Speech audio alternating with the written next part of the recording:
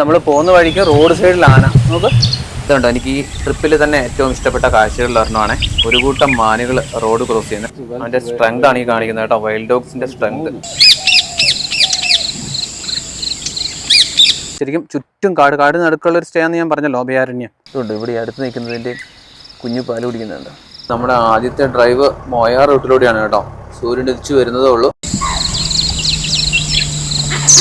Animals മാത്രമല്ല, ഒരുപാട് ബേർഡ്സും ഉണ്ട് കേട്ടോ ഈ റൂട്ടിൽ. ലൈവ് ഹണ്ട് കണ്ടെന്നാണ് പറഞ്ഞത്. അതായത് ഇതിലെ ഓടിച്ചിട്ട് മാനിനെ പിടിക്കുന്നത് അവർ കണ്ടുവന്ന്.